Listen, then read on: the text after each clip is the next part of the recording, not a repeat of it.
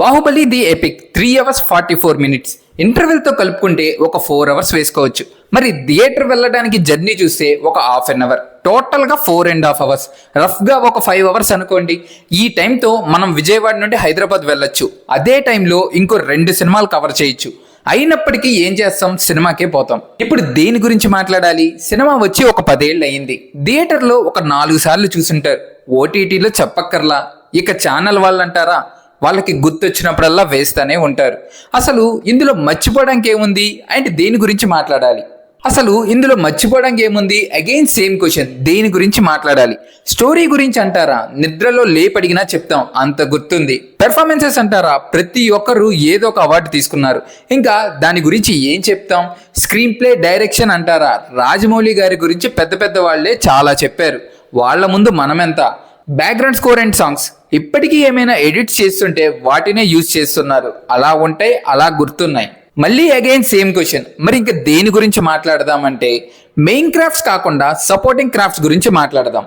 అంటే అవి ఇప్పటి వరకు ఎవరు మాట్లాడలేదు అని కాదు, సినిమా వచ్చిన టైంలో నిబ్బా అవడం వల్ల కుదరలా. సో ఇప్పుడు ఆ ఛాన్స్ వచ్చింది కాబట్టి తీసుకుందామని, అంతే. ఫస్ట్ కెమెరా వర్క్ గురించి, ప్రతి ఒక్క సీన్లో అది పక్కా ఉండాలనుకున్నారేమో కానీ close up shots, I shot 70mm స్క్రీన్లో చూస్తున్నప్పుడు ఆ లాస్ట్ టైం ఏ ఫీల్ అయితే వచ్చిందో సేమ్ అదే ఫీల్ వచ్చింది.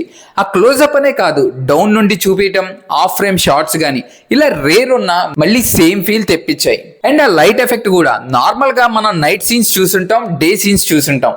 సెకండ్ పార్ట్లో వచ్చే క్లైమాక్స్లో మాత్రం కొత్తగా ఒక ఈవినింగ్ అట్మాస్ఫియర్ క్రియేట్ చేశారు. ఈ 10 yearsలో ఎన్ని వచ్చాయో తెలియదు కానీ అది మాత్రం first and best experience. Art work పరంగా స్టార్టింగ్లో శివలింగం, ఆ ఒక్క ప్రాపర్టీ చాలు వాళ్ళ వర్క్ ఎలా ఉందో చెప్పడానికి. ఆ సీన్కి అదే మెయిన్ క్యారెక్టర్ అవ్వడంతో ఏ మాత్రం లోటు లేకుండా చూసుకున్నారు. లిరిక్స్లో ఈసారి డౌట్ వచ్చింది ఏంటంటే, బ్యాక్గ్రౌండ్ స్కోర్ మ్యూజిక్ కాకుండా కోరస్లు వస్తాయి. యాక్చువల్గా సీన్ని హైలైట్ చేస్తూ కొట్టమని చెప్పడం ఓకే గానీ, బట్ మ్యూజిక్తో పాటు కోరస్ అది అర్థం కాకపోయినా హై ఫీల్ ఇస్తుంది. అండ్ కాస్ట్యూమ్స్ కూడా కంప్లీట్ మూవీ అంతా రెగ్యులర్ కలర్స్ అసలు టచ్ చేయకుండా రేర్ అండ్ బ్లాక్ ని మిక్స్ చేసి యూజ్ చేయడం.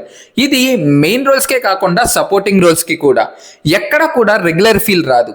కొన్ని ప్లేసెస్లో బ్యాక్గ్రౌండ్ స్కోర్ లేకుండా ఓన్లీ డైలాగ్స్ ఉంటాయి.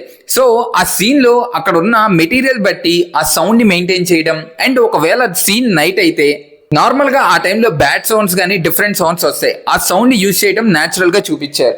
ఫైనల్గా మూవీ గురించి ఒక్క మాటలో చెప్పాలంటే, మూవీ రన్ టైం తగ్గించడానికి కటింగ్స్ చేసినా అది అలా ఉండదు, దాన్ని ఏదో విధంగా గుర్తు చేస్తారు. ఇక ఇన్ని రోజుల తర్వాత చూస్తుంటే పాత మెమరీస్ చూసుకుంటే ఒక ఫీల్ వస్తుంది కదా, ఆ ఫీల్ వచ్చింది. ఇది మూవీ గురించి. మీకు ఈ వీడియో నచ్చినట్టయితే please like, share and subscribe. Thank you.